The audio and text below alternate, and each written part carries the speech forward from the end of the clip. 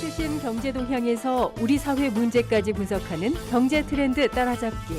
한반도 국제 정세와 사회적 현안, 그리고 우리 이웃들의 소소한 이야기를 허심탄회하게 들어보는 단박 인터뷰까지. 함께하는 세상, 오늘은 좀 더 다른 시선으로 세상을 바라봅니다.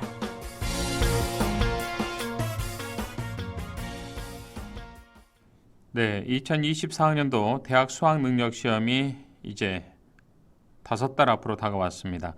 최근 윤석열 대통령이 수능 난이도를 낮추라는 취지의 지시를 직접 내린 사실을 알려주면서 수험생과 학부모, 입시 관계자 등은 촉각 곤두세우고 있습니다. 오늘 경제 트렌드 따라잡기 코너에서는 대통령의 수능 발언 이후에 이른바 물수능 논란 등 온 나라 들썩이고 있습니다. 이것은 아무래도 입시가 가지고 있는 폭발력 때문이지 않을까 싶습니다.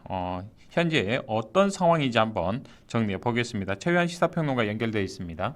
평론가님 안녕하십니까? 예, 반갑습니다. 최유한입니다. 예. 자, 먼저요. 이번에 논란이 된 대통령의 발언, 정확한 워딩, 어떤 지금 발언을 했습니까? 자, 지난 15일 윤석열 대통령이 이주호 사회부총리 겸 교육부 장관에게 공교육 교과 과정에서 다루지 않는 분야의 문제는 수능 출제에서 배제하라 라고 이야기했다는 겁니다. 15일 오전에 이주호 부총리로부터 교육개혁 보고를 받고 최근 사교육비가 증가한 상황에서 사교육비 경감 방안을 강력하게 추진하라. 공교육 교육과정에서 다루지 않는 부분의 문제를 출제하면 무조건 사교육에 의존하라는 거 아니냐라고 비판했다는 거죠. 네. 근데 사실 이주호 부총리의 교육개혁 보고에는 수능 부분이 포함되어 있지 않았어요. 윤 대통령의 개별 지시 사안이었다라고 합니다.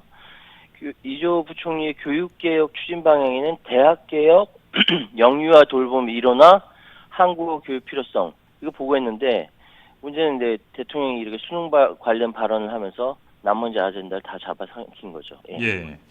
지금 어찌 보면 첫 번째 주제였던 대학 개혁도 상당히 좀 중요한 문제 아니겠습니까? 이제 예. 학령 인구가 감소되면서 이런 모든 이슈들이 수능 발언 하나로 지금 다 물밑으로 가라앉았는데, 자, 수능이 이제 불과 5개월 앞으로 다가온 시점에서 이 같은 대통령의 발언, 이주호 부총리의 발표, 수능을 준비하는 우리 학생과 학부모들에게 물수능 또는 아주 쉬운 수능이 나오는 것 아니냐, 이렇게 지시가 된 셈이어서 사실상 이주호 부총리가 거듭 해명에 나서고 있지 않습니까?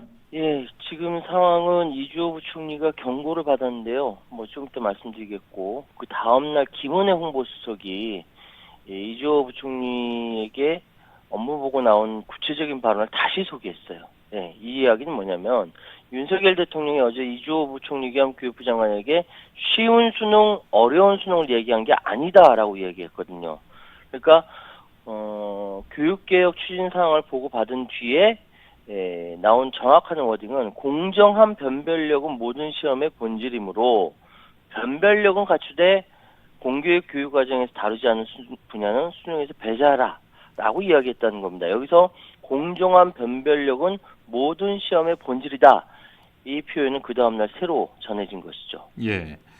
자, 갑자기 터져나온 이른바 수능 난이도 논란과 관련해서 이주호 부총리 겸 교육부 장관을 엄중 경고했다, 이런 보도도 나왔지 않습니까?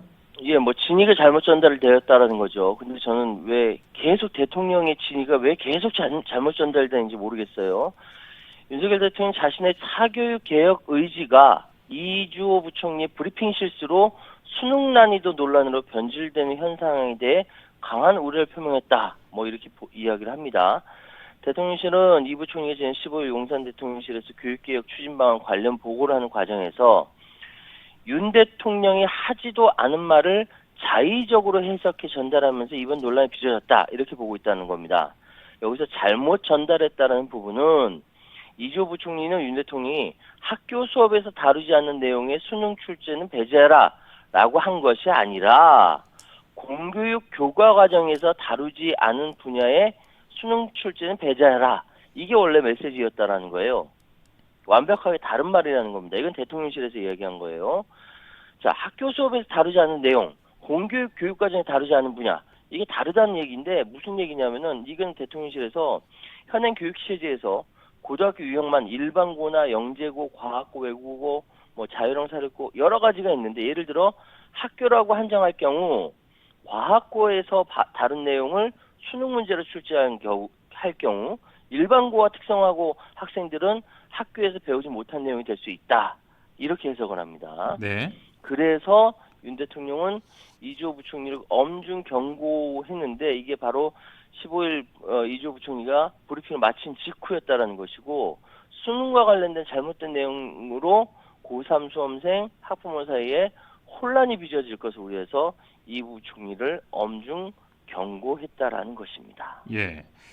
자, 윤 대통령이 사교육에 대해서 비판을 하고요. 공교육 강화를 지시한 것으로 이해가 이제 되는데요. 큰 틀에서는요. 자, 문제는 이 공교육 교과 과정에서 아예 다루지 않는 이른바 비문학 국어 문제를 콕 찍어서 이제 지적을 한 것인데 사실은 원래 수능 시험의 취지를 좀 무시한 지적이다. 이런 비판의 댓글이 상당히 많이 나오더라고요. 예, 그 윤석열 대통령이 이 수능 문제를 통합 교과형으로 출제한다면서 국어, 영어, 사회, 과학 등 여러 과목을 연계해서 난이도를 높이는 것도 지양해야 한다는 뜻을 밝혔다고 합니다. 학교 수업에서 벗어난 내용이 출제되면 학원을 다녀야 하고 이는 결국 부모의 경제력으로 교육 격차가 대물림되는 것이다. 이게 대통령 인식이라는 거예요. 그래서 현재의 제도는 사교육의 이권 카르텔, 그러니까 문제를 제출하는 교과 담당 이쪽과 사교육 업체 쪽에서 이권 카르텔이나 마찬가지다. 확실히 타파하라. 그래놓고 대통령실에서 나온 얘기는 처음 보는 긴 지문을 시험 문제로 내면서 편하게 아이들을 골탕만 먹이고 있다라고 표현했어요. 예. 아이들을 골탕 먹이고 있다 표현했거든요.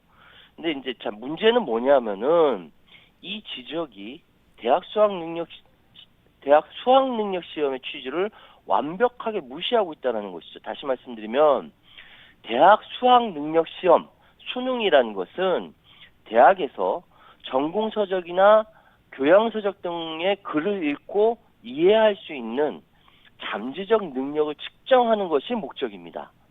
따라서 처음 보는 지문이 나오는 게 당연한 거예요. 처음 보는 지문을 읽어보고 이게 무슨 이야기인지 이해할 수 있는 그 잠재적 능력이 있는지 없는지를 측정하는 거거든요. 이 과정에서 과학, 사회 등 다양한 소재가 나오지만 이는 순전히 지문의 독해력을 측정하기 위한 소재로 활용하는 것이지 배경 지식을 요구하지 않는다. 이게 평가원의 입장입니다. 네. 예. 자, 독서 영역은 추론적 사고를 통해서 답을 도출하는 과정을 평가하는 과목이고 실제로 수백 개의 기출 문제를 보아도 이 정상적인 고교 교육 과정을 밟았다면 풀 수 없는 문제가 존재하지 않는다. 이게 평가원에서 얘기하고 있는 것이고요. 네. 아마 학교에서도 지금 국어 시간에 과학, 사회 등 다양한 분야의 지문을 공부하면서 그리고 EBS 수능 특강도 이미 그렇게 나왔어요. 이 모든 것이 국어 교과 안에 포함되어 있고 따라서 과학을 소재로 한 비문학 문제가 나왔다고 과학 플러스 국어의 과목 융합 문제가 아니라 국어라는 큰 과목 안에 이 지문을 이해하느냐라고 질문하는 것이다. 예. 그렇게 분류되지 않는다라는 의미죠. 그러니까요. 이게 평가원의 입장입니다. 아마 이 방송을 들으시는 우리 청취자분들 대부분은 좀 연세가 있으신 분들 예. 이 되기 때문에 제가 이제 학력고사의 마지막 세대 93학번인데요. 예. 이제 자녀들 이 문제를 보면은 이 비문학, 문학의 작품들은 뭐 청산별곡, 뭐 성산별곡 우리가 기존에 배웠던 이 작품들이 나오는데 이른바 비문학이라는 것은 이와 완전히 다른 경제적인 지문 또는 과학적인 지문 이런 것들이 복합적으로 이제 나오는 문제. 우리가 읽어봐도 글은 글인데 한글인데요. 무슨 말인지 전혀 이 개념을 잡기 참 어려운 건데 그러니까 그런 것들을 훈련이 되고 있잖아요, 우리 학교에서 학생들이. 훈련한다라는 거예요. 그렇죠. 이거 이제 미래지향적인 융합형 인재들을 선발하는 그런 취지의 그 학습 목표에 나와 있는 이제 이런 내용이다. 그렇습니다. 이런 문제가 상당히 좀 어렵기는 어려운데 과연 이게 5개월 남은 수능 앞두고 이런 발언을 했어야 되는가에 대한 좀 물음표는 상당히 좀 있습니다. 예. 자, 어찌됐든 문제는 교육부의 수능 담당한 국장인 인재정책기획관이 임명 6개월 만에 경질이 됐고요. 6월 모의 평가 출제 문항을 보고 좀 이런 결정을 내렸다는데 좀 그렇습니다. 이 결과 자체가. 결과가 28일 날 나오는데요. 예. 예, 이게 나오기도 전에 이런 판단이 나온 거예요. 이미 지난해부터 공교육 과정에는 없고 사교육 의존도만 키우는 비문학, 과목 융합형 같은 문제 유형은 출제를 배제하도록 지시를 했고, 그런데 이거를 대통령의 지시가 묵살됐다라고 보고 있는 겁니다. 근데 수험생들은 6월과 9월 모의평가를 보면서 올해 수능 난도를 가늠하거든요. 그렇죠. 근데 6월 모의평가 결과도 나오지 않은 상황에서 네. 이게 경질 배경이 되니까 좀 당황스러운 거죠. 자, 대통령실의 발언만 보면 2024년도 6월 모의평가가 매우 어렵게 이 교육과정을 위배하면서 출제된 것으로 보입니다만, 제가 어제 이 전문가들하고 통화하고 확인해 본 결과 정작 대통령실에서 문제를 삼은 이번 국어 시험의 추정 1등급 컷은 화법과 작문 기준이 97점이고요. 언어와 매체 기준이 92점이에요. 그러니까 과목이 있어요. 화법과 작문이라는 과목이 있고 네. 언어와 매체라는 기준이 있는데 1등급은 97점을 맞아야 되고 언어와 매체는 92점을 맞아야 된다는 거예요. 그런데 기존에 어려웠다고 평을 받고 있던 2019년 수능 국어의 1등급 컷이 84점이었고요. 2022학년도 수능 국어 1등급 컷은 언어와 매체 같은 경우 85점이 굉장히 어려웠어요. 예. 그런데 지금 2020학년 4학년도 이번 6월 모의평가는 그 1등급 컷이 97점, 언어 매체는 92점이기 때문에 평이한 난도라는 거죠. 예. 이거 맞는 소리 같아요. 그러니까 특히 문제풀이에 교과과정 왜 배경지식을 요구한다고 지시한 독서는 문학보다도 쉽게 나와서 문항별 정답률로 봤을 때 역대 가장 쉬운 독서 문제 구성이다. 이렇게 이야기하고 있고 비문학 지문 모두 학교에서 다루는 EBS 연계 교재를 변형해서 출제했거든요. 예. 그러니까 제가 언뜻 생각하기에 과거에 학력고사 보던 사람들이 수능 문제 보고 평가하는 거 아니냐 이런 생각이 드는 겁니다. 그러니까요. 저희 때만 해도 국어, 영어, 수학 이렇게 단순하게 나왔는데 요즘에 우리 학생들은 국어여도 국어가 다 같은 국어가 아닙니다. 예. 말씀하신 화법과 작문, 화작이라고 줄여서 표현합니다. 언어와 매체, 언매라고 표현하고요. 또 독서 과목이 있고 뭐 이렇게 네 가지의 과목으로 좀 나뉘는데 통상 우리 학생들이 많이 선택하는 과목이 화작과 언매인데 이번에 예. 6월 모의평가에서는 화작의 1등급 컷이 97점, 언매가 92점이면 상당히 변별력을 갖췄다. 우리 학생들이 풀기에는 그렇게 어렵지 않았다. 뭐 개인의 예. 차이 뭐 있겠습니다. 뭐 이렇게 볼 수 있는데 아직 뭐 가채점 결과를 놓고 우리가 이야기를 하고 있습니다만 정식 지금 성적표 통보 전이기 때문에 좀 너무 성급한 좀 이 상황이 아닌가라는 그런 지적입니다. 자, 어찌됐든 교육부에서는 지난 1일 이제 시행한 6월 모의평가 그리고 수능시험 출제를 총괄하는 한국교육과정평가원을 총리실과 함께 감사할 계획이다 이렇게 밝혔네요. 오늘 보니까 교육과정평가원장 사임을 했더라고요. 사임을 했습니다. 사직서를 냈더라고요. 예. 네, 몇 시간 전에 사임을 했고요. 뭐 이거는 뭐 말하지 않아도 사임하라는 메시지이기 때문에 사임한 것 같고. 예. 어쨌든 지금 상황에서 한국교육과정평가원을 감사한다라는 이야기는 좀 굉장히 걱정되는 게 올해 수능 어떻게 치를런지 모르겠어요. 만약에 감사하고 이거 감사로 압박한다라고 한다면은 정말 그러니까 대학 수학 능력 시험은 완전 정치적으로 그 정치적 압력이나 여기로부터 자유로워져야 되거든요.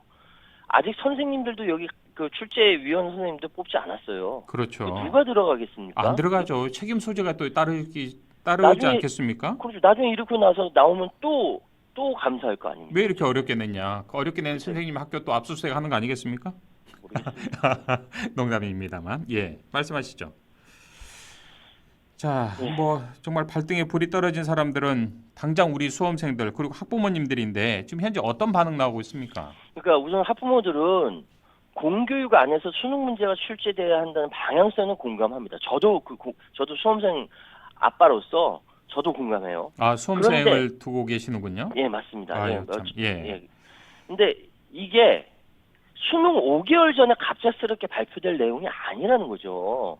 만약에 이게 문제가 있다면 올해는 이미 기조가 다 나와 있기 때문에 그렇죠. 내년 수능부터 반영하겠다라고 얘기하면 아무 문제 없었을 거예요. 그렇지 않습니까? 수능 내년에는 5개월 전에 그렇죠. 이렇게 얘기하는 건 아니거든요. 예. 학부모들은 수능 줄 세우기가 여전하고 대입으로 인한 사회 문제가 실타래처럼 얽혀 있는 상황입니다. 대입 문제는 그냥 대입 문제가 아니라 이 대입 문제로 인해서 사회 문제, 뭐 한국 사회 위계적 문제, 부동산 문제, 경제 문제 다 얽혀 있거든요. 그럼요. 예. 수능 난도만 낮추면 사교육 문제가 해결될 거라는 이건 너무 단순한 인식이고 교육 현주소를 모르는 진단이죠. 그렇죠. 실제 온라인 커뮤니티에서는 변별력이 갑자기 바뀌는 데 대한 불안감을 호소하는 글이 잇따라 오르고 있고 네. 수능을 쉽게 낸다고 해서 사교육 사라지지 않고 대입제도가 붕괴시킨 이 공교육 회복이 더 중요한 것이죠. 예. 다들 이렇게들 이야기하고 있습니다. 자, 우리 최유한 평론가님께서 뭐 수험생 자녀분을 두고 계신다고 하니까요. 수능을 더 주력하십니까? 내신을 더 주력하십니까? 우리 자녀분요. 사실은 지금 계속 내신 내신 아닙니까? 지금 그렇죠. 수능은요. 내신에서는 학교에서 변별력을 길러야 하기 때문에 변별력을 갖춰야 되기 때문에 굉장히 어렵게 문제를 냅니다. 등급 컷을 나눠야 되기 때문에. 예. 정작 이러한 부분들은 간과하고 단순히 수능이 어렵기 때문에 사교육이 많다. 이런 논리는 좀 상당히 좀 비약적인 좀 생각이지 않을까 싶은데 어찌됐든 자, 지금 상황에서 여당에서는 대통령의 사교육비 경감 지시가 와전된 것이다라면서 대통령실 옹호하고 있고요. 반대로 야당에서는 장기적인 계획 없이 대통령의 즉흥적인 메시지가 문제다. 그리고 그 일례로 지난해 취학 연령 1년 정도 앞당기자는 지시로 홍역을 한 차례 또 치른 사례까지 거론하고 있는데 예. 뭐 수능 시험이 실제로 쉬워지면 여러 가지 또 문제 커질 거 아니겠습니까? 그렇습니다. 사실 뭐 정책 보는 건 빤한 이야기라서 제가 요거는 이제 제외하고요. 대통령실에서 물수능 논란이 커지니까 여러 번에 걸쳐서 추가 해명까지 나온 것은 입시라는 부분이 폭발력이 있기 때문에 그래요. 대통령의 진위가 왜 자꾸 이렇게 와전되는지 잘 모르겠어요. 진짜 와전된 건지 야당의 얘기대로 장관 컷하고 지난번에 했던 것처럼 그게 넘어가려는 건지 잘 모르겠으나 수능이 대통령 발언과 완전히 무관하게 자율적으로 공정하게 제출할 거라는 국민적 신뢰가 형성돼 있지 않습니다. 그런 상황에서 어떻게 출제가 된 논란이 불가피해졌어요. 지금 수능이 쉽게 출제되면 말 그대로 대통령의 수능 발언이 입김이 작용해서 평가는 쉽게 출제했다. 뭐 이런 얘기가 나올 것이고요. 예. 어렵게 출제되면 대통령의 수능 발언에 대한 국민적 논란을 의식해 일부러 어렵게 출제한 것이냐 이렇게 이야기가 나온다는 것이죠. 앞으로 어떻게 돼도 문제가 될 거예요. 지금 상황이. 수능을 그 말대로 공교육에 걸맞게 개혁하려면 수능 난이도를 변경만 해결될 문제가 아니라 이 공교육 체계를 사교육 수준에 못지않게 끌어올리고 공교육과 연계되는 체계를 마련하는 것이 큰 틀에서 그런 개혁과 정책을 수립하는 게 필요한 거 아닙니까?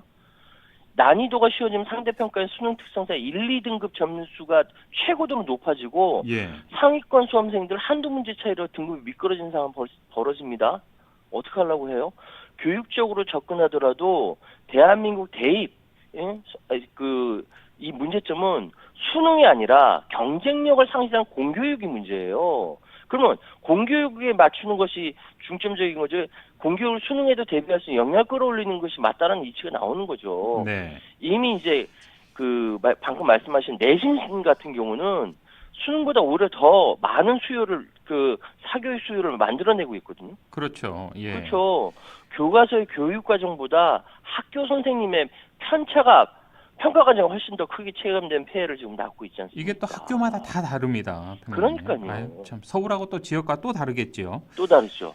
자, 어찌됐든 이른바 킬러 문항을 좀 없애라 이런 강한 의지가 반영이 됐다 이런 해석 해볼 수 있지 않겠습니까? 근데 이게 두 가지 관점이 있습니다. 킬러 문항 없애면은 그 킬러 문항 풀기 위해서 학원에 다니는 수요는 줄 수 있다 이런 시각도 있고요. 정반대로 수능은 과거 학력고사가 달리 이제 암기력에 대한 창의력과 사고를 평가하는 건데 융합형 문제 이걸 없애버리면 이거 과거 교육으로 돌아가는 꼴 아니냐 이런 비판도 나옵니다. 예. 그래서 지금 어느 장단에 이제 춤춰야 되는지 모르겠는데 6월 모의고사 평가 아직 나오지 않은 상황이고요. 그렇죠. 적어도 이제 수험생들은 9월 모평까지 가야 어떻게 할 것이다 가닥이 잡히지 예. 않을까. 계속 시끄러울 것 아마 같습니다. 올해 수능의 좀 척도는 아무래도 9월에 치르는 교육과정 평가원이 직접 주관하는 모의평가가 아마 시금석이 되지 않을까 싶습니다. 이 좀 소란이 있었기 때문에요. 그렇습니다. 알겠습니다. 평론가님 오늘 말씀 여기까지 듣죠. 고맙습니다. 예, 감사합니다. 지금까지 최유환 시사평론가와 함께했습니다.